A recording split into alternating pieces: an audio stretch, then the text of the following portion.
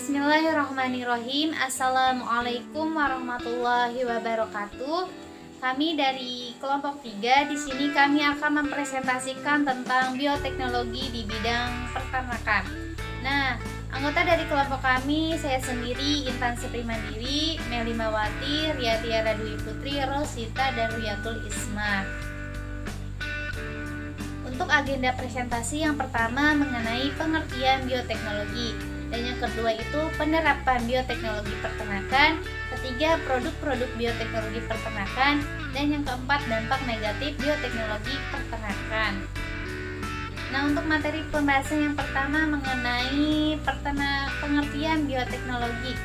Nah, bioteknologi ini berasal dari kata Latin yaitu bio, yang artinya hidup, dan teknos berarti teknologi yang diartikan sebagai penerapan, dan logos itu ilmu. Jadi bioteknologi adalah suatu teknik modern untuk mengubah bahan mentah melalui transformasi biologi sehingga menjadi produk yang berguna. Nah, adapun batasan tentang arti bioteknologi secara lengkap, yakni pemanfaatan prinsip-prinsip ilmiah dan kerekayasaan terhadap organisme, sistem, atau proses biologis untuk menghasilkan atau meningkatkan potensi organisme untuk menghasilkan produk dan jasa bagi kepentingan hidup manusia. Untuk pembahasan yang kedua yaitu penerapan bioteknologi peternakan ya.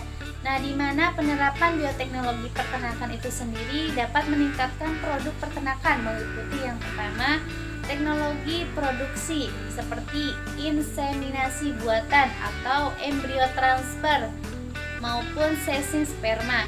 Yang kedua itu rekayasa genetika seperti genomers, identifikasi genetika atau konservasi molekuler. Dan yang ketiga itu peningkatan efisiensi dan kualitas pakan seperti manipulasi mikroba rumen. Dan yang terakhir yaitu bioteknologi yang berkaitan dengan bidang veteriner. Nah, untuk pembahasan yang ketiga mengenai teknologi reproduksi yang telah banyak dikembangkan ya. Mungkin di sini kalian beberapa yang sudah tahu mengenai teknologi reproduksi yang telah banyak digunakan ya, yang sudah dikembangkan. Yang pertama itu transfer embrio berupa teknik multiple ovulation and embryo transfer atau disebut dengan MOET. Nah, teknik ini telah diaplikasikan secara luas di beberapa negara seperti Eropa, Jepang, Amerika, dan Australia. Nah, dalam 2 dasawarsa terakhir ya, untuk dimana ini untuk menghasilkan anak atau embrio yang banyak dalam 1 kali siklus reproduksi. Dan yang kedua itu cloning. Mungkin di sini kalian juga sudah mengetahui apa sih yang dimaksud cloning itu. Nah, cloning ini telah dimulai sejak tahun 1980-an ya pada domba yang pernah kita tahu ya mengenai domba Dolly. Nah, cloning ini saat ini pembelahan embrio secara fisik atau menghasilkan kembar identik pada domba, sapi, babi, dan kuda. Kemudian yang terakhir yaitu produksi embrio secara in vitro. Nah, produksi embrio secara in vitro ini terdapat 3 teknologi in vitro. Yang pertama yaitu teknologi in vitro maturation atau disebut IVM. Yang kedua in vitro fertilization atau disebut IVF. Dan yang ketiga itu in vitro culture atau IVC. Nah, ketiga ini telah berkembang dengan pesat pada hewan-hewan seperti hewan kelinci, mencit, manusia, sapi, babi, dan domba telah berhasil dilahirkan melalui fertilisasi in vitro. Nah, untuk pembahasan yang keempat mengenai penerapan prinsip bioteknologi dalam bidang peternakan, antara lain yang pertama yaitu teknologi transplantasi nukleus atau disebut cloning. Nah, cloning hewan ini merupakan proses di mana seluruh organisme diproduksi dari sel yang diambil dari organisme induk sehingga menghasilkan keturunan yang secara genetik atau identik ya. Yang sudah saya bahas tadi, yang pertama ya pada teknologi reproduksi yang telah banyak dikembangkan. Nah, cloning ini digunakan untuk menghasilkan individu duplikasi atau mirip dengan induknya. Walaupun keberhasilan produksi hewan kloning ini lewat transfer inti sel somatik telah dicapai pada berbagai spesies seperti domba, sapi, mencit, kambing, babi, kucing, dan kelinci. Mungkin kalian bisa lihat pada gambar di samping ya. Dan keefisiensian ini sampai sekarang masih sangat rendah, yakni kurang dari 1% dengan sekitar 10% yang telah lahir. Selanjutnya yaitu cloning domba Dolly. Cloning domba pertama sebenarnya telah dilaporkan 18 tahun yang lalu oleh Willardson 1986 yang menggunakan blastomer embrio donor inti. Pada tahun 1997, ilmuwan dari Skotlandia mengumumkan kelahiran domba Dolly, domba yang diklon dari domba dewasa dengan transplantasi nukleus dari sel terdiferensiasi. Pada tahun 2003, usia 68 tahun, Dolly mengalami komplikasi penyakit paru-paru yang umumnya menjangkit domba usia tua. Adapun tahapan teknologi cloning adalah isolasi nukleus atau inti sel dari hewan donor. Nukleus diisolasi dari sel putih susu domba dewasa dengan menggunakan teknik khusus, sehingga dapat dikeluarkan dari membran sel. Yang kedua yaitu isolasi sel telur. Sel telur yang belum dibuahi diperoleh dari domba lain. Dibutuhkan banyak sel telur dalam teknologi ini karena banyak sel telur yang tidak mampu bertahan dalam tahapan pengkloningan lebih lanjut. Yang ketiga yaitu pengambilan nukleus dari sel telur. Yang keempat yaitu penggabungan nukleus dengan sel telur. Nukleus yang telah diisolasi dari sel domba dewasa digabungkan ke dalam sel domba lain yang telah dihilangkan nukleusnya. Secara genetik, sel domba yang menerima nukleus identik dengan domba pendonor. Dan yang terakhir yaitu pemasukan sel telur ke dalam rahim. Sel telur dimasukkan ke dalam rahim domba betina yang lain. Hanya sedikit sel telur yang mampu bertahan dan berkembang di dalam rahim. Sel telur yang mampu bertahan akan berkembang menjadi embrio dan selanjutnya akan dihasilkan anak domba yang mirip dengan domba pendonor nukleus. Cloning pada sapi. Cloning embrio sapi di seluruh dunia lebih banyak dibandingkan dengan spesies lainnya. Maturasi oosit in vitro, fertilisasi in vitro, dan kultur embrio in vitro telah terlaksana dengan baik pada ternak sapi dan setiap kegiatan tersebut merupakan tahapan penting dalam proses cloning. Cloning pada ternak sapi telah dilakukan oleh Westhuizen et al. 2001 dengan menggunakan seekor sapi beranak jantan yang bernama Chance yang berumur sekitar 21 tahun. Penerapan prinsip bioteknologi dalam bidang peternakan yang kedua yaitu adalah teknik inseminasi buatan atau kawin suntik. Kawin suntik adalah teknik untuk memasukkan sperma yang telah dicairkan dan diproses terlebih dahulu yang berasal dari ternak jantan ke dalam saluran alat kelamin betina dengan menggunakan metode dan alat khusus yang disebut dengan insemination gate. Memasukkan atau penyampaian semen ke dalam saluran kelamin betina dengan menggunakan alat-alat buatan manusia dan bukan secara Tujuan inseminasi buatan. Teknik inseminasi buatan memiliki beberapa tujuan, yaitu yang pertama, untuk memperbaiki mutu genetika ternak. Kemudian yang kedua, tidak mengharuskan pejantan unggul untuk dibawa ke tempat yang dibutuhkan sehingga mengurangi biaya. Yang ketiga, untuk mengoptimalkan penggunaan bibit pejantan unggul secara lebih luas dalam jangka waktu lebih lama. Yang keempat, meningkatkan angka kelahiran dengan cepat dan teratur. Kemudian yang terakhir, mencegah penularan dan penyebaran penyakit kelamin. Penerapan inseminasi buatan pada ternak ditentukan oleh 4 faktor utama, yaitu yang pertama itu semen beku. Permasalahan utama pada semen yang dibekukan adalah adanya pengaruh kejutan dingin atau cold shock terhadap sel yang dibekukan dan perubahan-perubahan intraseluler akibat pengeluaran air yang bertalian dengan pembentukan kristal-kristal es. Kristal-kristal es yang terbentuk akan merusak sel spermatozoa secara mekanik. Permeabilitas membran sel akan berubah dan pada saat proses kawin atau pengenceran kembali semen menyebabkan spermatozoa mati. Kemudian yang kedua, ternak betina sebagai aseptor inseminasi buatan. Betina sebagai akseptor inseminasi buatan harus sehat organ dan saluran reproduksinya. Atau dengan kata lain, tidak terjadi gangguan pada organ dan saluran reproduksinya. Karena bila terjadi gangguan akan menyebabkan terjadinya kegagalan dalam proses pembuahan. Kemudian yang ketiga, keterampilan tenaga pelaksana atau inseminator. Keterampilan teknis berkaitan erat dengan kemampuan inseminator untuk melakukan inseminasi dengan tepat sasaran dan tepat waktu. Dan ini berkaitan erat pula dengan tingkat pengetahuan zooteknis peternak. Nah, yang keempat ini pengetahuan zooteknis peternak. Peternak harus mampu pula mendeteksi berahi pada ternak betina, apakah berahi atau tidak, dan melaporkan kejadian berahi dengan tepat waktu kepada inseminator. Prosedur pembuatan insemen buatan. Teknik inseminasi buatan memiliki beberapa prosedur antara lain sebagai berikut. Yang pertama itu semen harus dicairkan atau thawing. Straw harus dikeluarkan dari air kemudian dikeringkan. Straw dimasukkan ke dalam gun. Plastik sheet dimasukkan pada gun yang sudah berisi semen beku atau straw. Sapi dipersiapkan.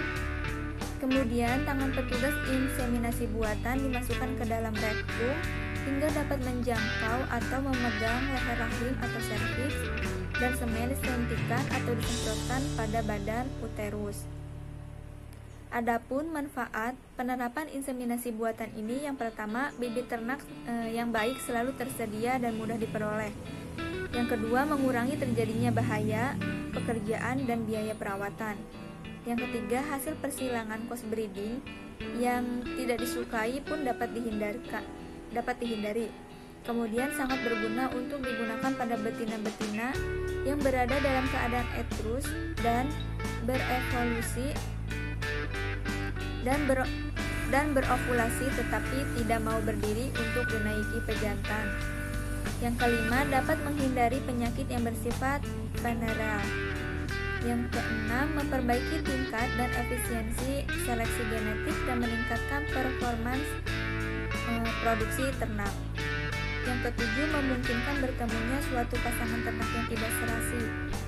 Dan yang terakhir, dapat memanfaatkan ternak jantan yang invalid, lumpuh, patah kaki, yang tidak dapat mengawini betina secara alamiah melalui proses penampungan semennya. Perkenalkan, nama saya Rosita. Di sini saya akan melanjutkan presentasi dari Saudari Tiara, di mana penerapan prinsip bioteknologi dalam bidang peternakan juga mencangkup transfer embrio. Nah, di mana transfer embrio ini merupakan bagian dari teknologi reproduksi setelah inseminasi buatan yang tengah dikembangkan dalam dunia peternakan.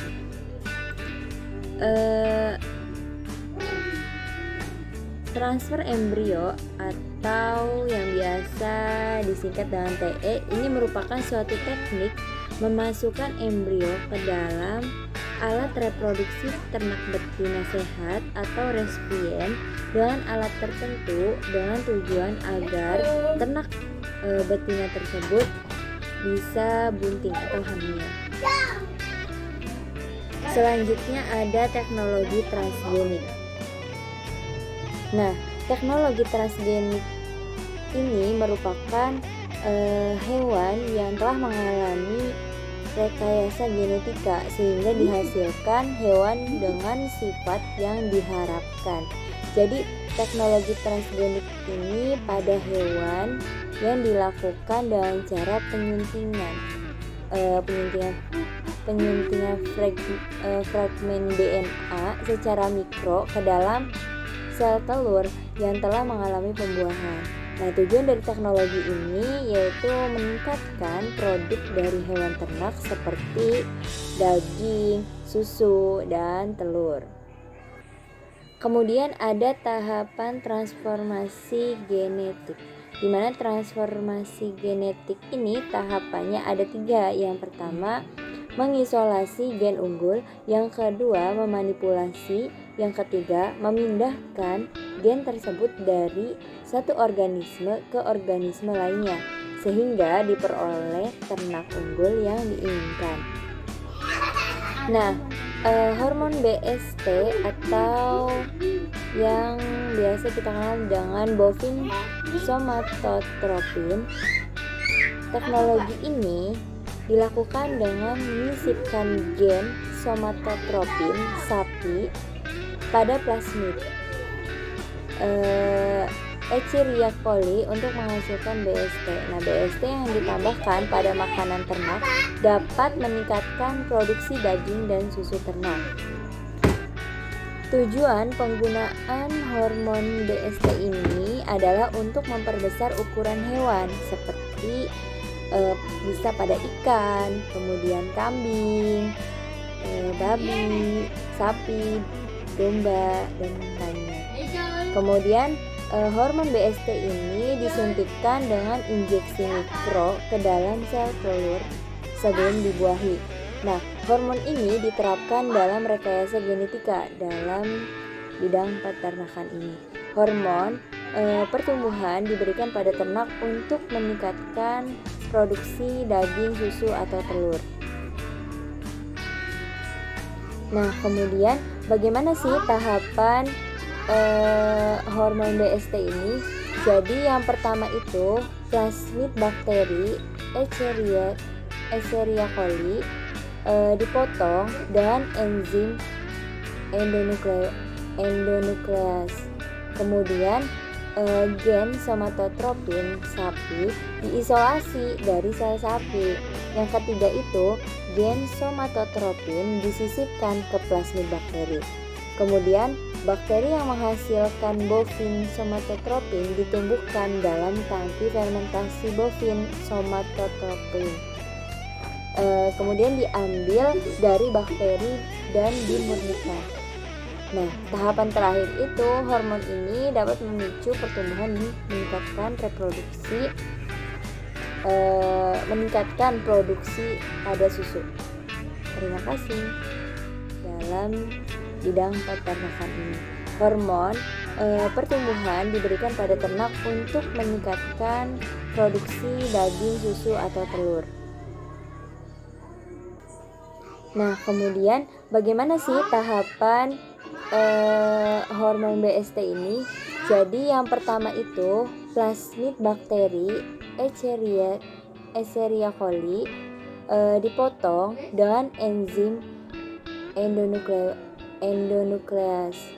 Kemudian gen somatotropin sapi diisolasi dari sel sapi. Yang ketiga itu gen somatotropin disisipkan ke plasmid bakteri. Kemudian bakteri yang menghasilkan bovine somatotropin ditumbuhkan dalam tangki fermentasi bovine somatotropin. Kemudian diambil dari bakteri dan dimurnikan. Nah, tahapan terakhir itu hormon ini dapat memicu pertumbuhan, meningkatkan produksi pada susu. Terima kasih. Assalamualaikum warahmatullahi wabarakatuh. Saya Riyatul Isma, kelompok 3. Di sini saya akan melanjutkan penjelasan mengenai bioteknologi peternakan. Di sini saya akan menjelaskan keuntungan bioteknologi secara umum. Yang pertama yaitu dengan menggunakan aplikasi bioteknologi dalam bidang peternakan ini akan menghasilkan kualitas yang unggul pada peternakan. Contohnya yaitu ayam dengan penghasil telur. Kemudian yang kedua yaitu memperbanyak ternak unggul menggunakan teknik kawin silang atau teknik buatan atau kawin suntik. Kemudian yang ketiga yaitu adanya teknik splitting atau mampu menghasilkan anak kembar terhadap hewan-hewan peternak. Contohnya itu identik pada sapi ataupun domba. Nah, kemudian pembahasan selanjutnya yaitu dampak bioteknologi peternakan. Yang pertama yaitu ada dampak positif. Dampak positifnya yaitu mengembangkan produk peternakan seperti vaksin. Kemudian yang kedua yaitu meningkatkan produksi ternak. Kemudian yang terakhir yaitu menghasilkan banyak embrio dalam satu reproduksi. Kemudian menciptakan jenis ternak unggul. Nah, adapun dampak negatifnya yaitu mengganggu keseimbangan lingkungan, merugikan hewan peternak kecil dan sebagai senjata biologis. Nah, adapun produk-produk bioteknologi peternakan, yaitu yang pertama ada cloning embrio sapi perah dengan hormon manusia, bovine semotropin atau BST yang dilakukan dengan cara menyisipkan gen semotropin sapi pada plasmia bakteri Escherichia coli untuk meningkatkan kualitas produk susu ataupun daging sapinya. Nah, adapun kekurangan dari produk bioteknologi ini, yang pertama pada cloning embrio ini sulit dilakukan, kemudian risiko terjadi mutasi gen. Nah, pada sapi perah dengan hormon manusia, yaitu penyakit mastitis yang akan diberikan hormon ini meningkat selama sebanyak 70%. Kemudian pada bovine semotropin atau BST ini, daging yang diberikan dengan hormon ini akan mengalami kekurangan lemak atau kurangnya mengandung lemak serta penurunan berat badan pada hewan